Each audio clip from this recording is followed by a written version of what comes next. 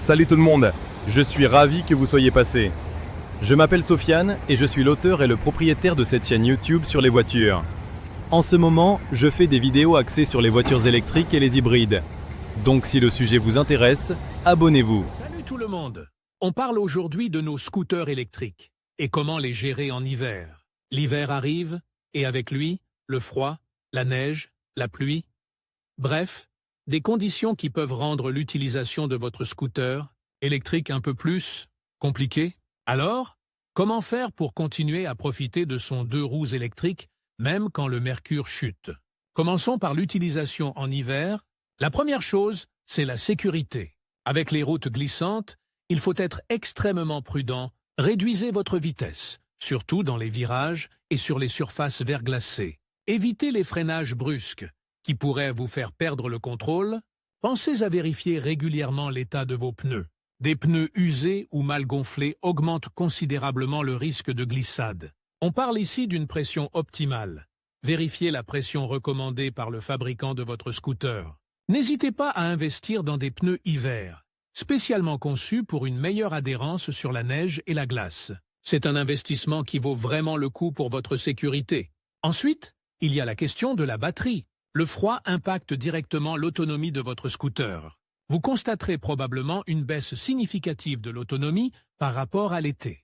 Pour pallier cela, essayez de charger votre batterie régulièrement, et même de la charger complètement avant chaque utilisation, si possible. Évitez de laisser votre scooter dehors pendant de longues périodes, surtout par temps extrêmement froid.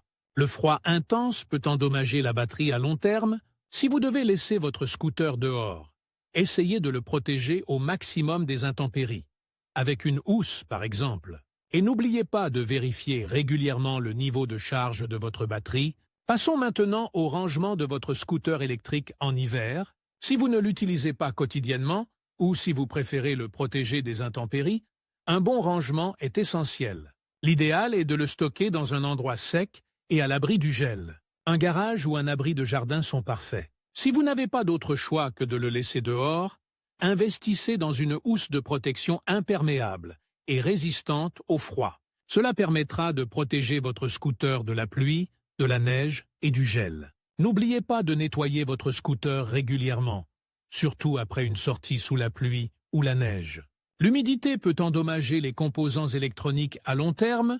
Utilisez un chiffon doux et un produit de nettoyage adapté aux surfaces plastiques et métalliques.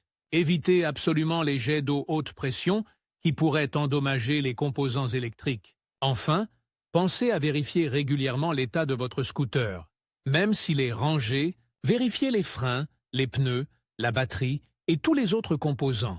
Un entretien régulier vous permettra de prolonger la durée de vie de votre scooter et d'éviter les mauvaises surprises au printemps. N'hésitez pas à consulter le manuel d'utilisation de votre scooter pour des conseils spécifiques sur son entretien et son hivernage. Et voilà, vous êtes maintenant paré pour affronter l'hiver avec votre scooter électrique en toute sécurité. Alors, on parle scooter électrique en hiver. On va voir ensemble comment bien le gérer, de son rangement à sa première sortie printanière. Commençons par le rangement. Où est le meilleur endroit pour garer votre bolide électrique pendant les mois froids? Eh bien, l'idéal, c'est un endroit sec, à l'abri des éléments. Un garage, bien sûr, est parfait. Mais si vous n'avez pas la chance d'en posséder un abri de jardin bien isolé peut faire l'affaire.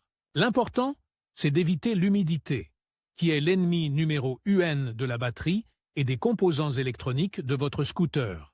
L'humidité peut causer de la corrosion, réduire la durée de vie de la batterie et même endommager le moteur. Donc, oubliez le balcon exposé aux intempéries ou le coin de votre jardin.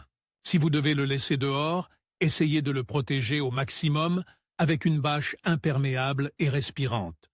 Pensez aussi à débrancher le chargeur pour éviter tout risque d'incident électrique. Et si vous avez la possibilité de le rentrer à l'intérieur, même occasionnellement, ne vous en privez pas. Même quelques heures par semaine peuvent faire une grande différence. On parle ici de préserver un investissement, après tout. Maintenant, l'hiver est terminé. Le printemps est là. Les températures remontent et l'envie de reprendre la route avec son scooter électrique est forte. Avant de repartir, il faut faire quelques vérifications. Commencez par inspecter la batterie. Après plusieurs semaines ou mois de stockage, Il est important de vérifier son niveau de charge. Si elle est trop basse, rechargez-la complètement avant toute utilisation. Ensuite, examinez attentivement l'état général de votre scooter. Regardez les pneus, vérifiez la pression. Un pneu sous-gonflé peut réduire l'autonomie et rendre la conduite moins agréable. Inspectez les freins, assurez-vous qu'ils fonctionnent correctement. Vérifiez également l'état des câbles, des connexions électriques et de la carrosserie. Un petit nettoyage ne fera pas de mal non plus.